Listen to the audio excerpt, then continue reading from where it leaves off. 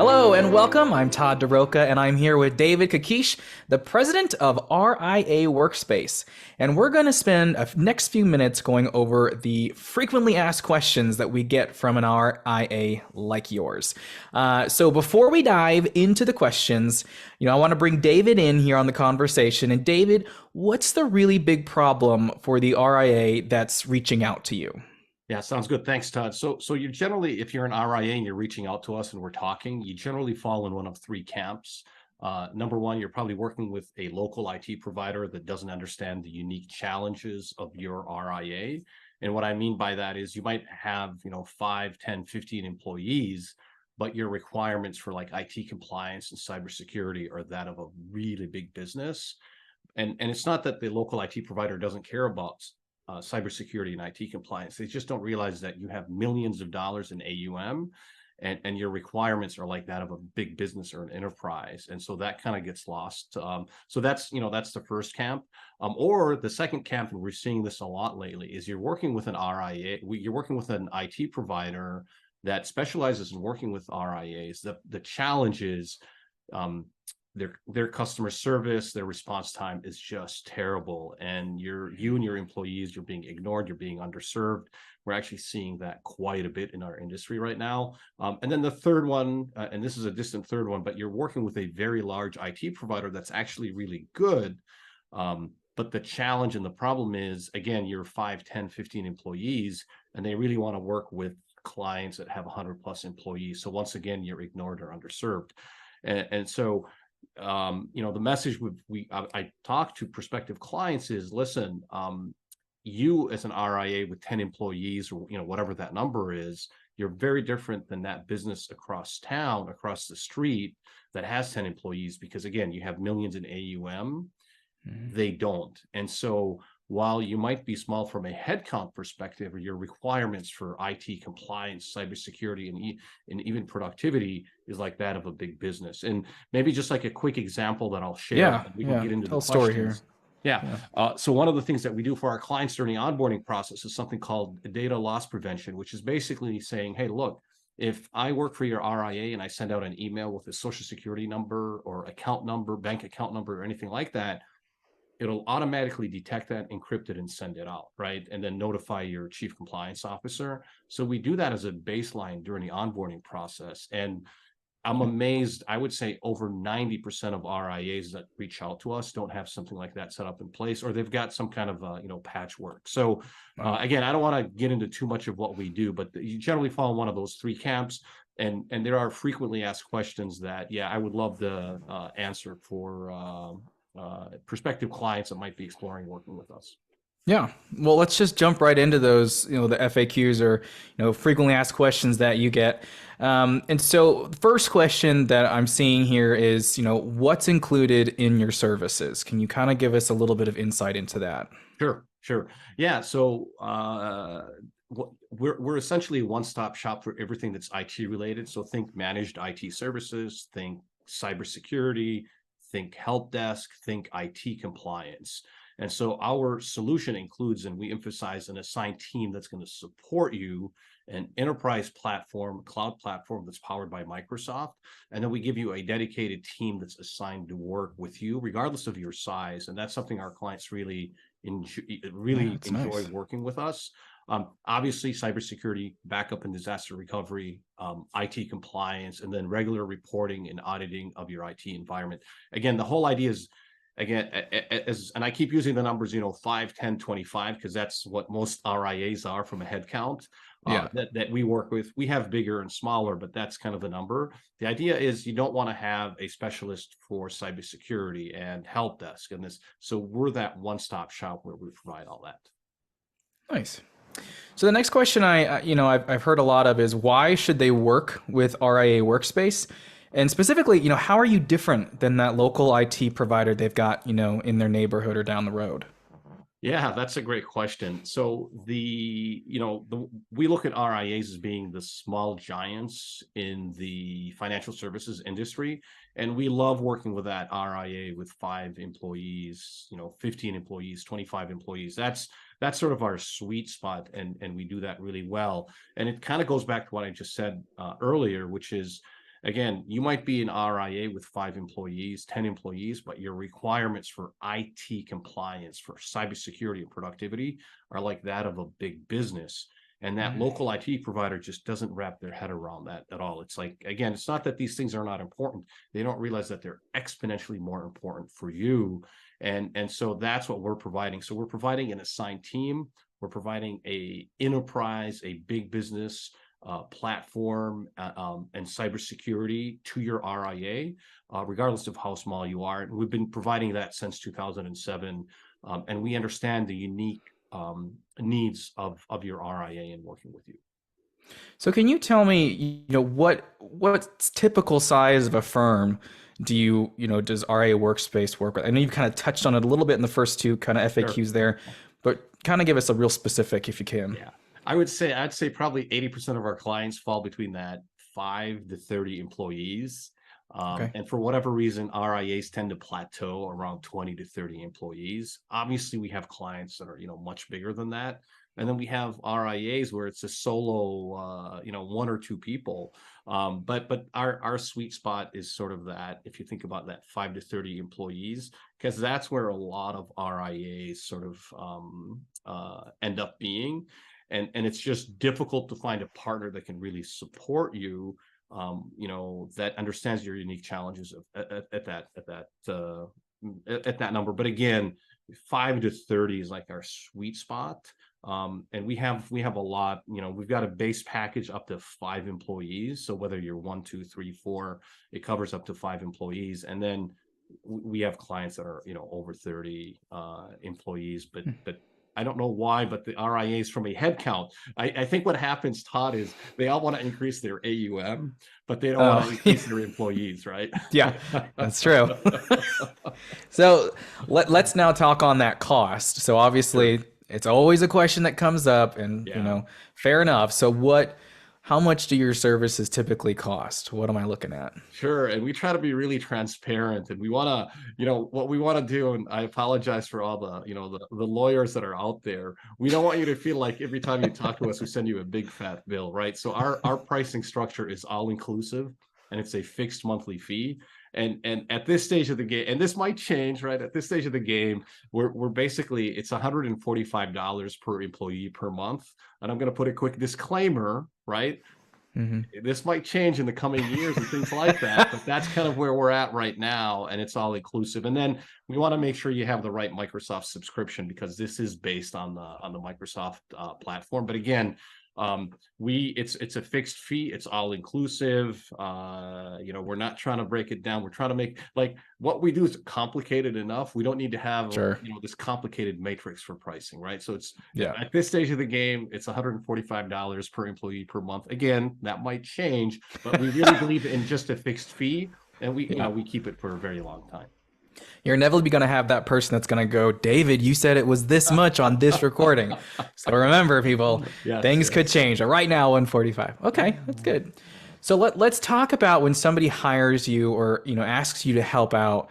So can you give an example or tell us about that transition process? And I know for many, there's always concern about downtime, because if you're down, your business isn't running, or things are just stuck. So can you tell me a little about that transition process, and if there is any downtime, and what that experience would look like? Yeah, so this is a great question, Todd. And this is one of the biggest fears that a lot of potential clients have, which is like, look, we're not happy with what we have right now. We know we need to change, but we're really afraid of the transition. And like, we can't. And I understand where they're coming from, because they've had experiences in the past where they were not able to work or be productive for hours or days or even weeks sometimes, right, where they're still having ongoing issues. So I will say this: with each client, we'll talk with them one-on-one and kind of explain in more detail. I'm going to sort of keep it at a general level. Our process actually is very systematized. It's very methodical. We're typically onboarding 2 to 3 clients per month on a regular basis. And the way that we actually do that, after you agree to work with us and you sign the order form, we're going to have something called a pre-kickoff phone call. On that call, we're saying, hey, Todd, thank you for the business. We look forward to working with you and with your team. Here's what you can expect in the coming weeks and months. We paint the picture for you. And then we open it up for questions, and then we want to start getting the documentation from you. So that's, that's kind of like that first step. After you agree to work with us, that's the first call we have. The second call we have is the kickoff call. And that's the big date where we start supporting you and supporting your team. And what we're actually doing is, if you're running on a different platform, let's just say, I don't know, Rackspace or something like that, that's where we begin to synchronize all the data in the background. So you're still working like you work every day, and we're syncing everything. And then within 30 days, what we're going to do is we're going to have a cutover or a go live date from Rackspace to running on the Microsoft platform. And, the quote unquote downtime, that's where we agree with you and we say, look, Thursday at 4 p.m., we want you to stop accessing your files and folders, because we want to do a final sync, so that Friday morning at 8 a.m., you're up and running with this platform. So the only real downtime, and it's not really downtime because we need to have the final sync, is that Thursday night into that Friday morning. You're up and running that Friday morning. And obviously there's a lot of details that we do on the back end, but from your perspective, and we have an onboarding team, right, that's holding your hand throughout the whole process. So again, the first step is you would sign the order form to say, hey, David, we want to work with you. And then right after that, we'd schedule a pre-kickoff call to basically welcome you, let you know what to expect. And then after that, we schedule the kickoff meeting. That's where we start supporting you and syncing the data and things like that. And then we'll have a go live date. And so that's kind of the breakdown of how we do it. And we have a team that just specializes in onboarding and holding your hand, because we know how scary that experience can be. We'll, if you want, we'll give you some testimonials and talk to clients what it's like. I mean, that's what that process is like. So Todd, I don't know if you had any follow-up questions on that. Yeah, so you've got it's great that you can quote unquote hold my hand from afar, making sure the data goes back and forth and that I have as minimal downtime as possible. It's always a scary thing when data gets transferred. So can you send somebody on site to help support that transition to make it even feel more comfortable? Or do I get any kind of in-person, if I have questions or something that goes wrong, is there somebody on site that I can talk to? Yeah. So that's two questions, right? You're asking about, hey, what about on-site support during the onboarding process? And then what about on-site support after the onboarding period? So let's talk about the onboarding piece. Yes, we can. So if you want us to have somebody that's on site, we have a network of vetted partners, and we could have somebody on site. I can tell you, in this last year, we haven't had to do that a single time, because we're doing so much of this remote and we don't need to be on site. But if you're more comfortable and you want to have somebody on site, we can do that. There's an additional fee, that goes along with that.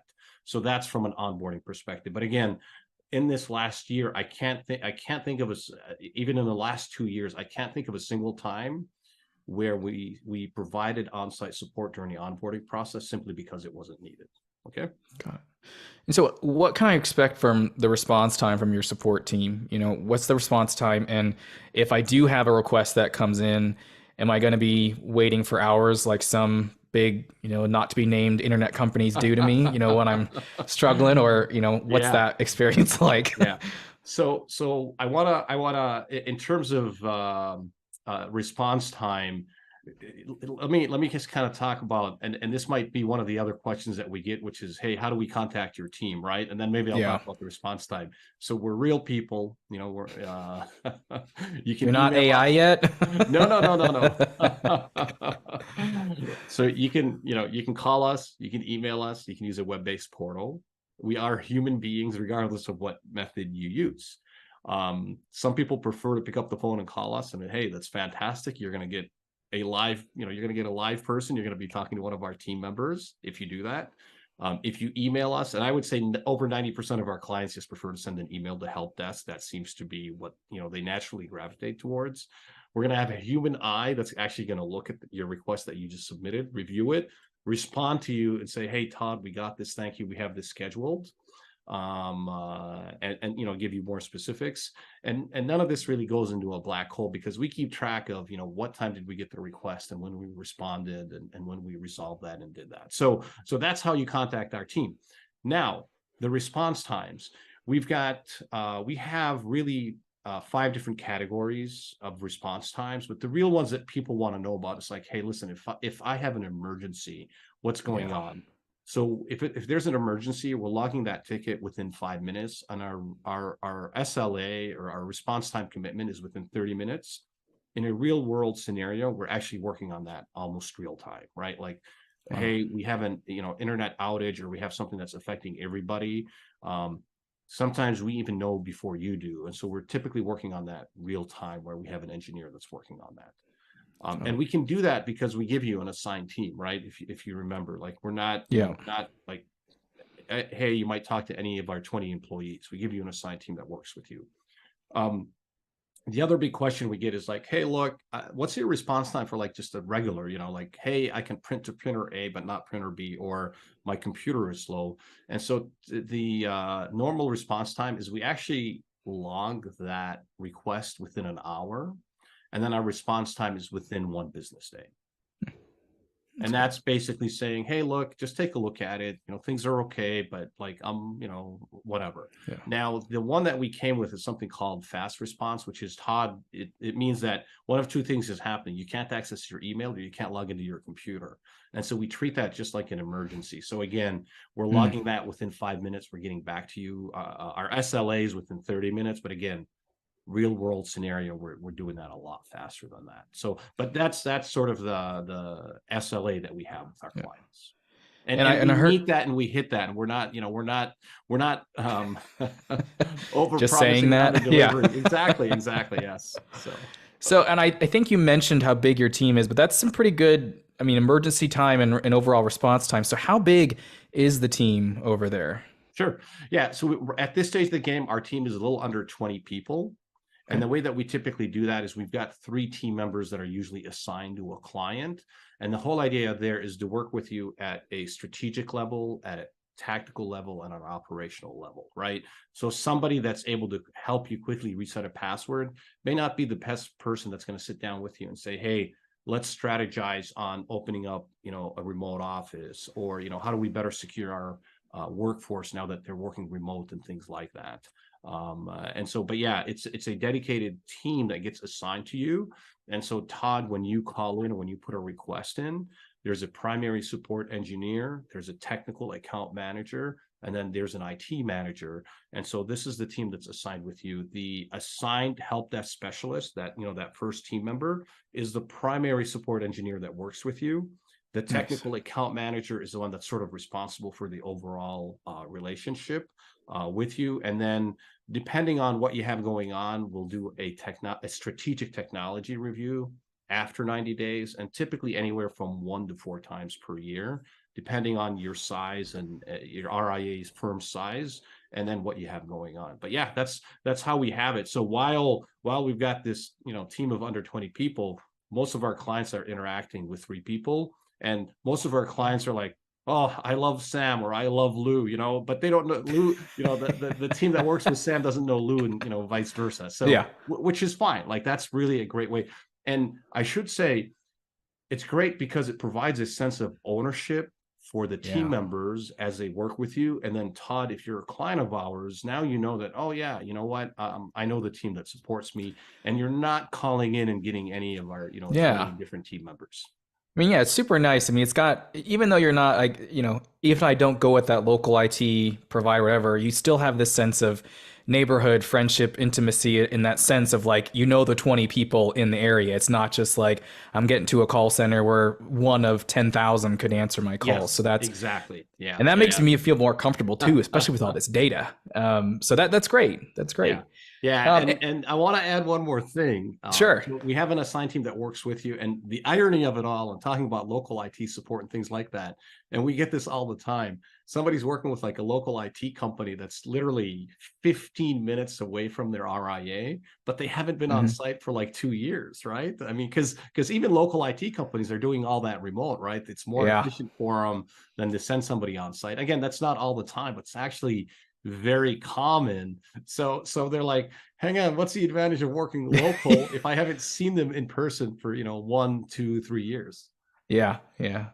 Any final thoughts, David, that you want the viewer or listener to walk away with here about the commonly asked questions or things that you kind of hear a lot from your clients or to walk away Um, with here? yeah, I'm looking at the list. I think we covered, I think we covered most of them. But again, I think maybe the last thought that I'll leave with is, yes, it's an enterprise class platform. We've got enterprise stability and enterprise security. But at the end of the day, it's not necessarily just about the platform or the tool.